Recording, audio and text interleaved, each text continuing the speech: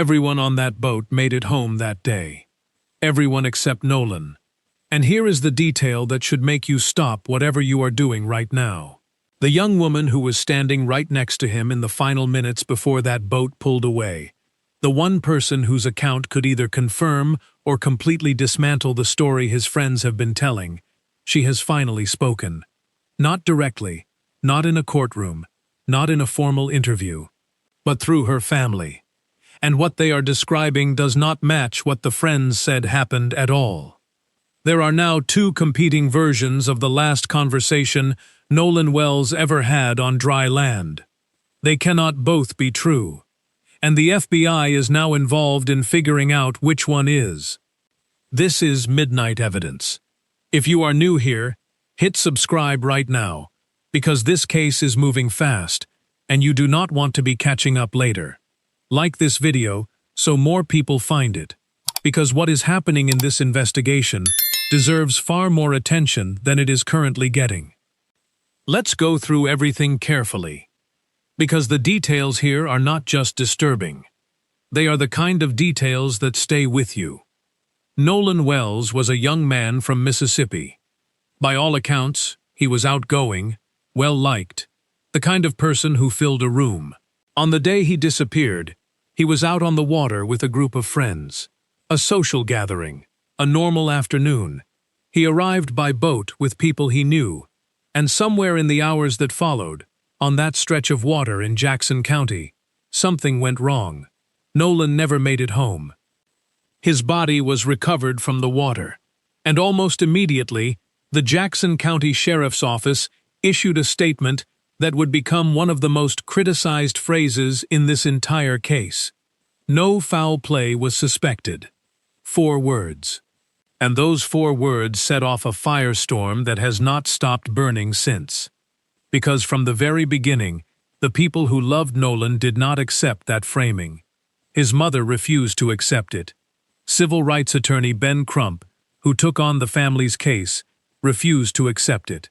And as more information began to surface about what actually happened on that boat, and on that beach, and in those final minutes before the group left without Nolan, more and more people watching from the outside began to ask the same question. How is there no suspicion here?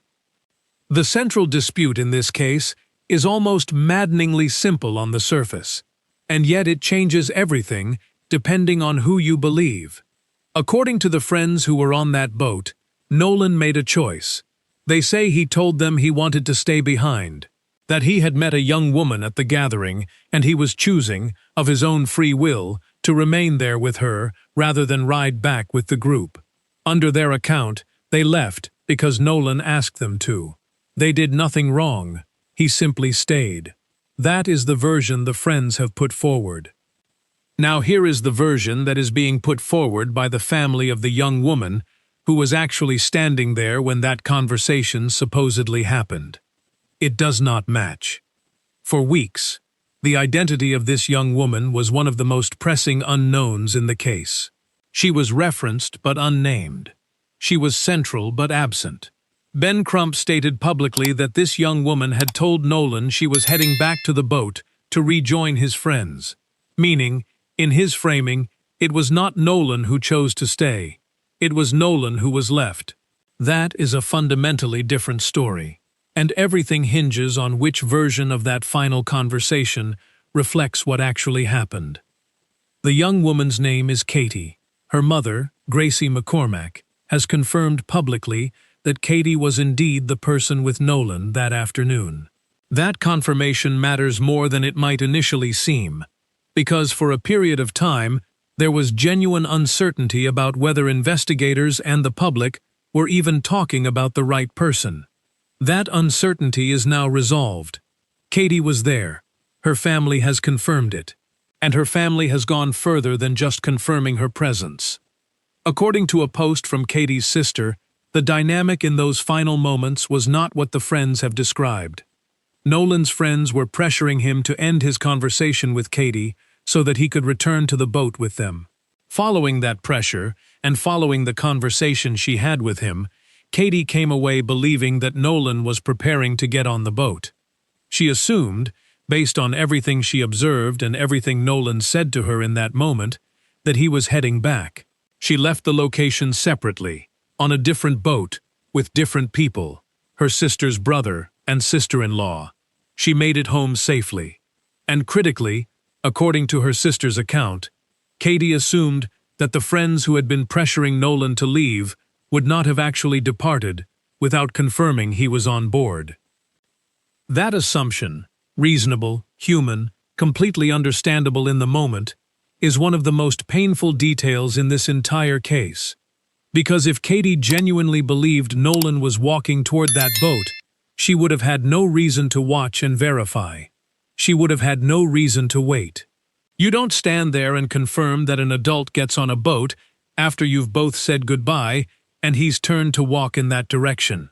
You simply believe it happened, and then you go home. That is the kind of small, ordinary human assumption that nobody questions in the moment. And it is exactly the kind of gap that can become catastrophic when investigators are later trying to reconstruct what actually occurred, minute by minute, in the window between the last conversation and the boat's departure. Gracie McCormack, Katie's mother, added her own statement separately.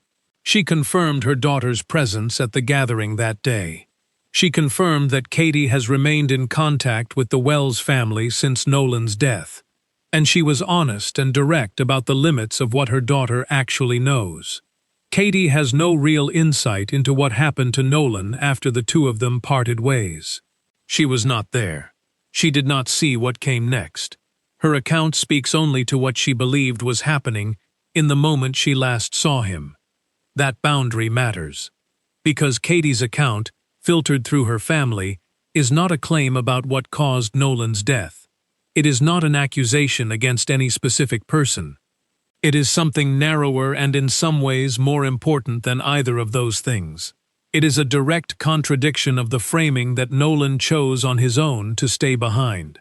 Nothing in either family statement supports that version of events. Now, before this gets overstated, it is necessary to be precise about what these statements are and what they are not. They are Facebook posts. They are family members describing what a teenage girl told them about a chaotic afternoon. They are meaningful. They are significant. They represent the clearest public account yet of what that final conversation actually looked like from Katie's perspective. But they are not sworn testimony. They are not formal interview transcripts. They are not Katie herself speaking directly and on the record to investigators or journalists. Until that happens, and based on what her family has said, it appears that Katie has already spoken to authorities privately. This remains critical, corroborating context, rather than a closed resolution. And there is one more honest complexity worth acknowledging. It is entirely possible that Nolan genuinely intended to return to the boat when he last spoke with Katie, and that something changed in the short window between that conversation and the moment the friends say they last saw him. That would mean Katie's sincere belief and the friend's account could both reflect what Nolan communicated in different moments, and still not fully overlap. That version of events does not resolve the contradiction. It deepens it. Because if Nolan was heading toward the boat and something intervened, the question of what that something was becomes the entire investigation. Which brings us to where this case stands right now. Jackson County Sheriff John Ledbetter gave a public update, and it contained two details that had not been part of the official record before this point. His office has been conducting formal witness interviews. His department has been in direct contact with outside agencies, including the FBI. That is a real development, but it requires precision. FBI contact is not the same as a federal takeover. It is not a confirmation that a separate civil rights investigation has been opened at the federal level. Local law enforcement reaches out to federal agencies for a range of reasons: specialized digital forensics capabilities, cross-jurisdictional coordination, assistance with evidence that exceeds what a small department can process internally. Any or all of those reasons could apply here, particularly given the ongoing questions about deleted phone content and the fact that witnesses, family members, and now two separate autopsy teams are spread across multiple states. What the FBI contact does confirm is that this investigation has expanded beyond what Jackson County is handling on its own. Combined with an independent autopsy being conducted separately in Washington, D.C., and the public question raised about whether the Mississippi Bureau of Investigation should assume control of the case entirely, this is no longer a matter being examined from one direction by one agency. It is being looked at from multiple angles simultaneously. Sheriff Ledbetter also said that public tips have genuinely moved the investigation forward. He called the response from the community productive. He described the investigation as active and ongoing. And notably, he did not repeat the phrase that caused such significant damage to public trust in the early days of this case. The language has changed.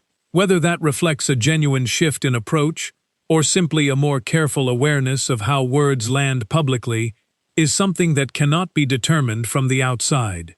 But the shift is there, and it is worth noting. A former police chief who has served in both Philadelphia and Washington, D.C., offered this framework for understanding what responsible investigation looks like at this stage. Each of Nolan's friends needs to be interviewed individually. Anyone present at the gathering that day needs to be interviewed individually. The young woman Nolan was speaking with needs to be formally interviewed on the record. The reason for separating witnesses is not procedural formality. It is the only reliable method for determining whether independent accounts of the same afternoon actually hold together once people are no longer in the same room, reinforcing each other's version of events. In a case built almost entirely on competing recollections of a single conversation, on a single afternoon, between a small number of people, that kind of careful individual interviewing process is not just standard procedure. It is the most powerful investigative tool anyone has right now. And the investigation is not finished. Nolan Wells was on that boat when it arrived. He was not on it when it left. Every question in this case flows from that one fact. Stay with Midnight Evidence. We are going to keep following this until every question has been answered. If you have not subscribed yet, do it now. Like this video and share it, because Nolan's story deserves to be heard by every single person who would want to know the truth. Two honest accounts of the same afternoon. Two people describing what they saw, what they heard, what they believed was happening, and they do not match. But here is the part that makes this case genuinely complicated in a way that goes beyond simple deception. It is entirely possible that neither person is lying. It is possible that Nolan told Katie one thing and then told his friends something different minutes later. It is possible that two separate conversations happened in two separate moments, and that both people walked away with a sincere but incomplete picture of what Nolan actually intended to do. A contradiction between two honest accounts does not automatically mean one side is fabricating. Sometimes it means nobody was watching closely enough, in the completely ordinary way that people never watch closely enough, right up until the moment it turns out to matter more than anything else ever could. That possibility does not resolve what happened to Nolan Wells. It deepens the mystery. Because if both accounts are sincere and they still do not overlap, then the truth of what occurred in that final window is still sitting somewhere in the silence between them, waiting to be found. And there is one piece of evidence that everyone has been waiting for that still has not arrived. The independent autopsy commissioned by the Wells family and conducted in Washington, D.C., was expected to be released on Friday, July 10th. That timeline slipped. Transportation issues involving Nolan's body were cited as the reason for the delay. As of the most recent confirmed reporting, those results have not been made public. The state's own autopsy is in a similar position. Officials have acknowledged that toxicology testing alone commonly takes days or even weeks, because samples are typically sent to external laboratories rather than processed internally. A former police chief and CNN law enforcement analyst noted that in his own professional experience, he has personally waited 2 to 3 weeks for toxicology results in cases that carried no particular controversy whatsoever. The wait in this case painful as it is not on its own evidence of anything being concealed or mishandled. But that weight has created something dangerous, and it needs to be named directly. The silence around official findings has been filled, not with facts, with something far less reliable. Multiple credible outlets, NBC among them, have published reporting specifically addressing how much false information and unverified speculation has spread through this case, precisely because the formal results have taken this long to surface. If you have seen claims online stating that autopsy results are already public, particularly claims describing dramatic new findings or definitive conclusions, those claims should be treated with serious skepticism until they are confirmed by a credible, named, verifiable source. That is not a suggestion. In a case this saturated with motivated interpretation from every direction, it is a necessity.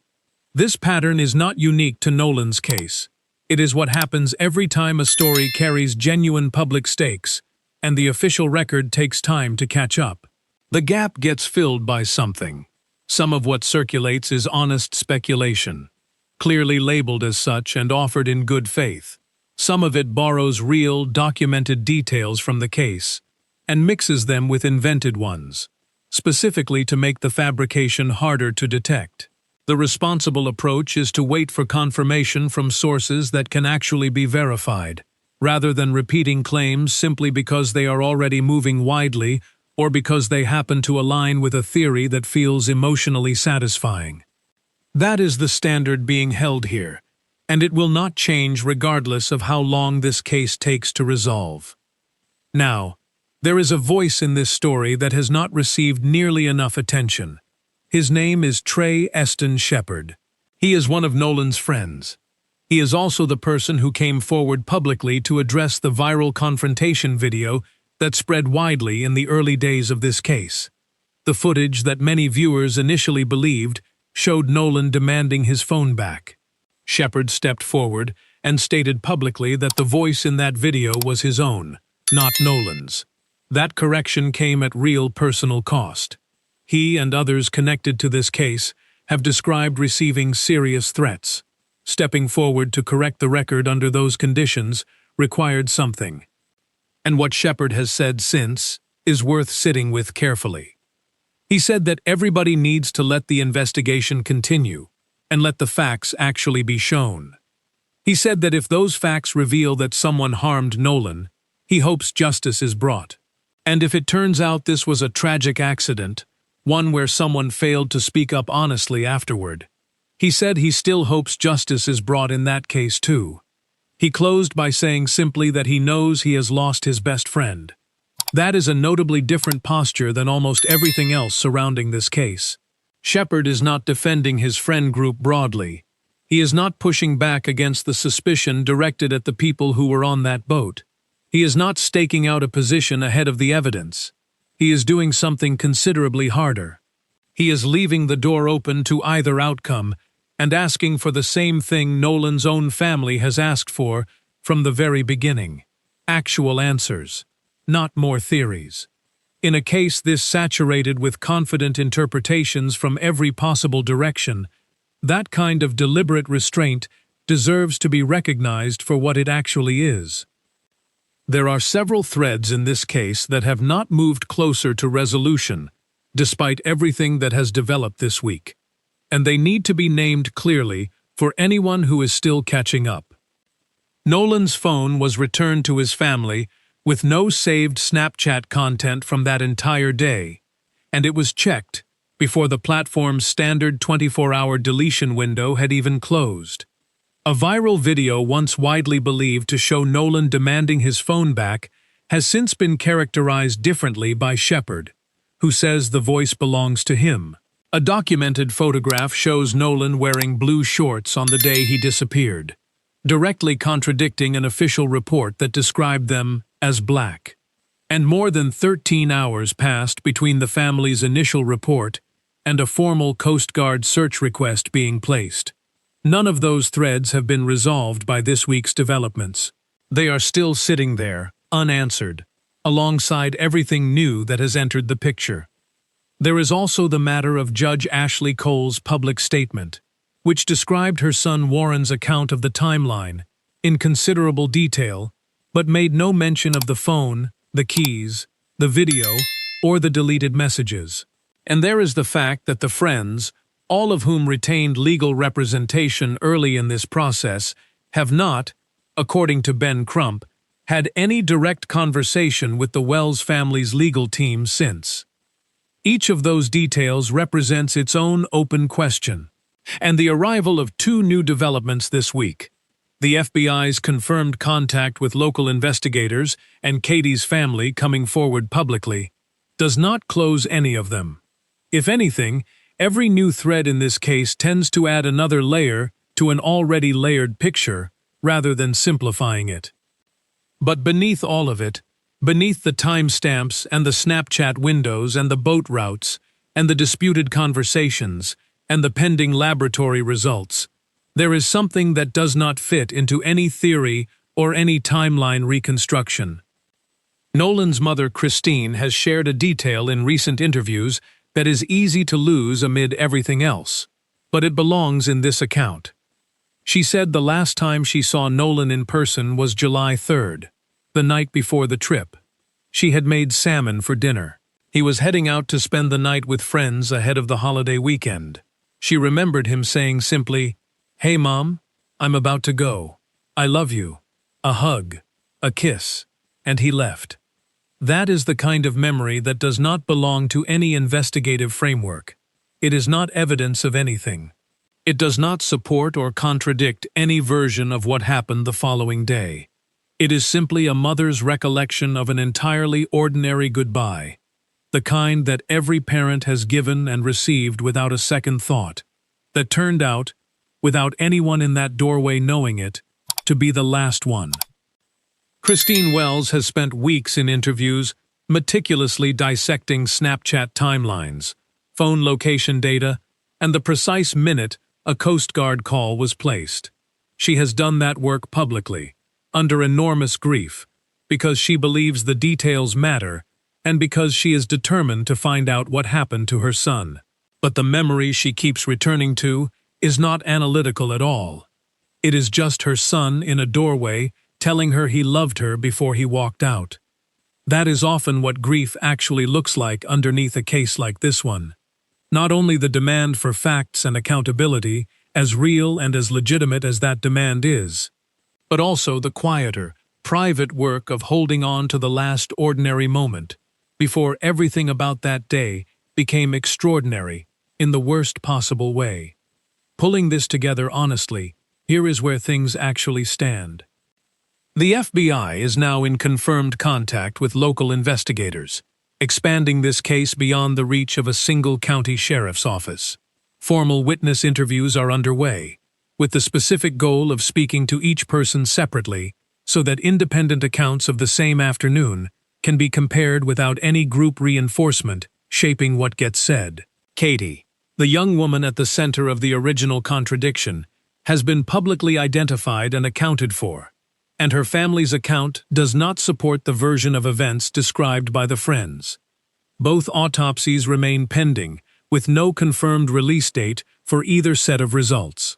And in the middle of all of it, one of Nolan's own friends has publicly chosen to wait for actual confirmed facts rather than contribute to the speculation already consuming this case, while a grieving mother holds on to a memory of a salmon dinner and a goodbye that no one in that house knew would be their last. There is a discipline that this case demands from anyone trying to follow it honestly. Every few days, something new arrives. A witness account, an institutional development, a personal detail from the family. Some of what arrives genuinely moves the investigation forward. Some of it adds human texture without resolving anything.